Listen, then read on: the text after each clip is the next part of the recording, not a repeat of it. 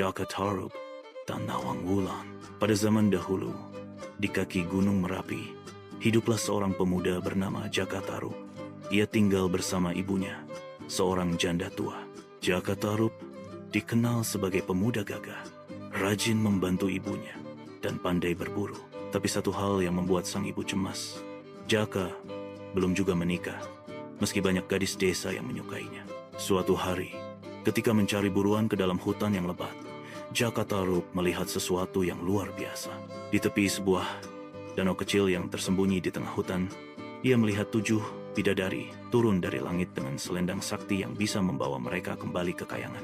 Jaka terpesona oleh kecantikan mereka, terutama satu bidadari bernama Nawang Wulan yang tampak paling anggun. Karena tergoda, Jaka menyembunyikan salah satu selendang yang tergeletak di tepi danau, milik Nawang Wulan. Ketika para bidadari hendak bersiap kembali ke langit, namun Nawang Wulan tidak menemukan selendangnya. Ia menangis, panik, dan akhirnya ditinggal oleh saudari-saudarinya. Jaka pun muncul, pura-pura tidak tahu apa-apa. Dengan berpura-pura sebagai orang baik, ia menghibur Nawang Wulan dan membawanya pulang. Nawang Wulan akhirnya tinggal bersama Jaka Tarub dan ibunya. Lama-kelamaan, ia jatuh hati pada Jaka, dan mereka pun menikah. Dari pernikahan itu, lahirlah seorang putri cantik. Sebagai bidadari, Nawang Wulan memiliki kekuatan gaib. Ia hanya butuh sebutir padi saja untuk menanak nasi yang cukup untuk sekeluarga. Tapi ia selalu merahasiakan cara memasaknya. Namun rasa penasaran membuat Jaka Tarub melanggar larangan istrinya.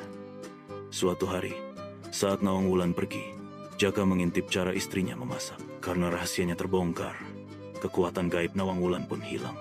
Sejak itu, ia harus menanak nasi seperti manusia biasa dan butuh banyak padi.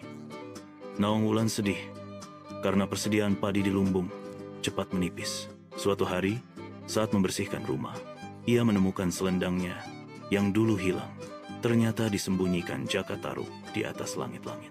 Mengetahui kebenaran, Nawang Wulan merasa kecewa dan patah hati. Tapi ia tidak marah karena hatinya masih penuh cinta. Dengan berat hati, ia mengenakan kembali selendangnya dan pamit pada Jaka Tarub. "Aku harus kembali ke tempat asalku," katanya sambil memeluk anaknya. Sebelum pergi, Nawang Wulan berpesan, "Rawatlah anak kita dengan baik. Jika engkau dan anakmu merindukanku, pandanglah bulan purnama. Aku akan selalu melihat kalian dari sana." Dengan air mata, Nawang Wulan terbang ke langit, meninggalkan Jaka Tarub dan anak mereka.